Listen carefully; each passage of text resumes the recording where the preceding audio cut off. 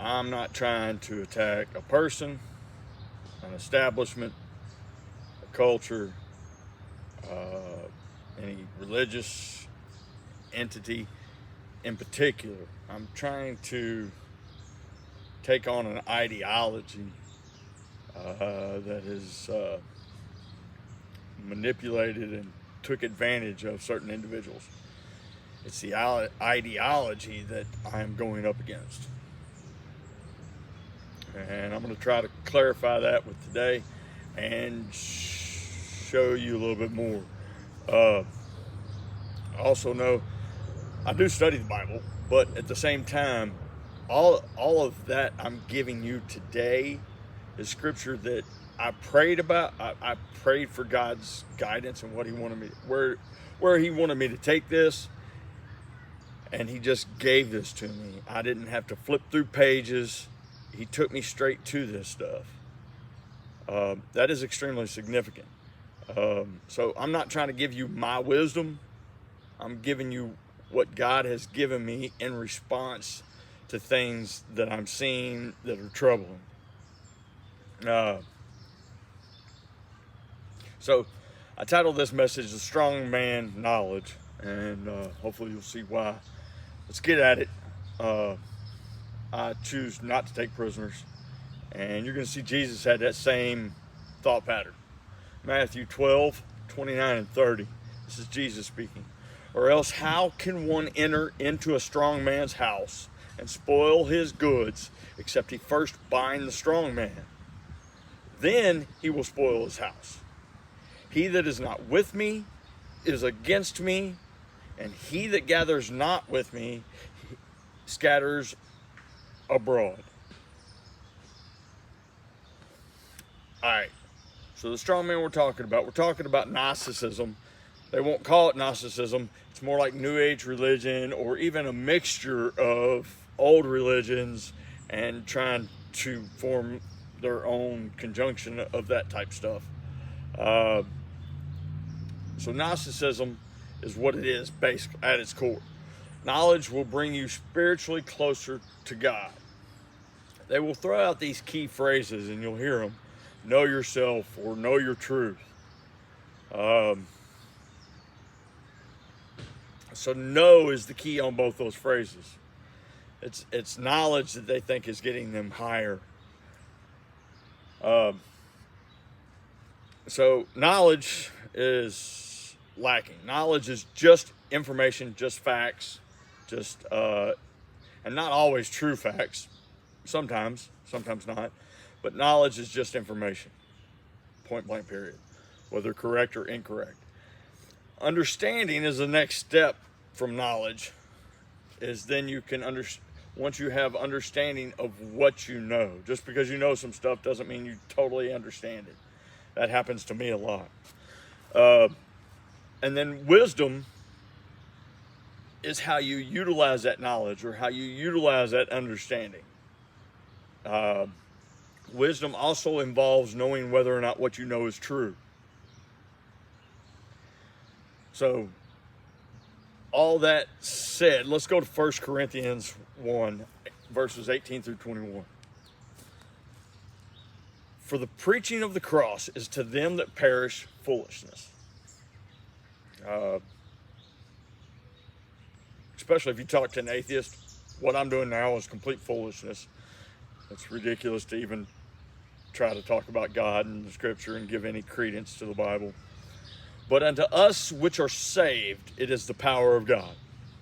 For it is written, I will destroy the wisdom of the wise, and will bring to nothing the understanding of the prudent. Now, prudent, don't let that word throw you off. It actually threw me off a little bit at first. I knew what it meant. I just didn't know. I guess I did to some degree. Mentally put together is all prudent means. Someone who has it all together. Where's the wise? Where's the scribe? Where's the disputer of this world? Has not God made foolish the wisdom of this world? For after that, in the wisdom of God, the world by wisdom knew not God. It pleased God by foolishness of preaching to save them that believe. So basically, what I see in Gnosticism and is there is a wisdom to it, but all of this wisdom that they're getting is pulling them away from God instead of getting them closer.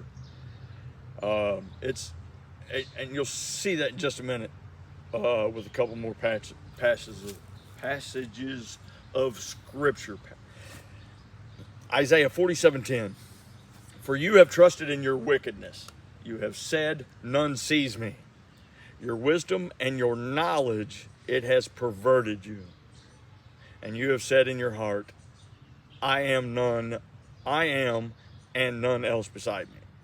All right, so this phrase, I am, rings throughout the Bible. Moses, when he was at the burning bush, was asking God for his name, and God kept telling him, I am that I am. So us claiming to be the I am would be wrong. Jesus, on the other hand, in the New Testament, claimed to be the I am and was correct in doing so. And that's a whole nother theology. I don't want to go there. But the point is in the middle of there. Your wisdom and your knowledge, it has perverted you. And that wisdom and knowledge has gotten you to the place where you're saying, I am and there's none else beside me. That I'm all that matters. It's knowing myself that matters, not knowing God. It's knowing my truth and not who is the truth. And we'll get more into the truth thing later. 1 Corinthians, or when I say later, I mean next message or something. All right, 1 Corinthians 8, 1 through 3. I know I'm giving you a lot of scripture. I'm still trying to keep it as concise as possible, but I need to give you one more patch of scripture. Now, as touching things offered unto idols, we know that we all have knowledge. You're not going to meet somebody who doesn't have some knowledge. Everybody has knowledge. But knowledge itself, okay, no, it doesn't say itself. It says knowledge puffs up. You get knowledge, you think that raises you up. It just happens. Like you catch a kid that's in elementary school, 4th, 5th grade, they think they know everything already. Not experiencing nothing, but think they know so much that it makes them smarter than everybody else. Happens all the time, high schoolers, whatever. That's the way knowledge works. Knowledge is what's puffing them up. Next thing it says, though, is but charity, King James uses the word charity, it means love, is all it means in this particular instance, but it doesn't just mean love. It means love given without expecting to get it back. But charity edifies. Edify, lifting someone else up, picking them up.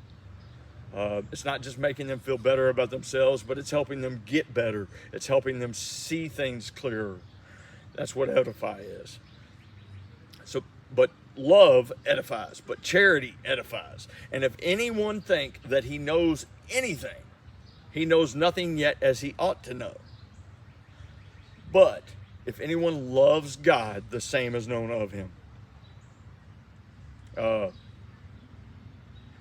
I hope that's how I'm known, is that I love God. I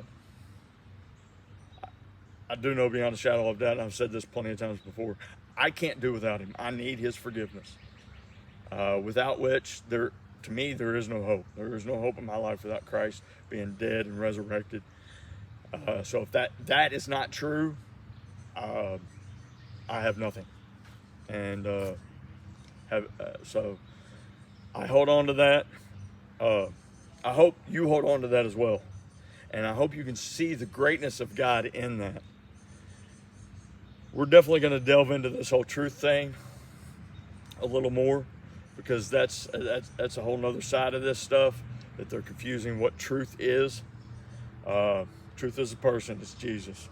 We'll delve into that. And I just ask, if you think I'm taking any of the scripture out of context, not using it correctly, That stuff wasn't written to us, whatever. Put it in the comments. Share this video. We need to start attacking the same way they're attacking us. Like I said, this New Age stuff is attacking my family, and I'm attacking back. So I hope this clarifies. Like I said, I'm not attacking individuals. It's the strong man that is knowledge and how it can corrupt. Knowledge is not evil in and of itself. Knowledge is a tool, just like the Bible is a tool.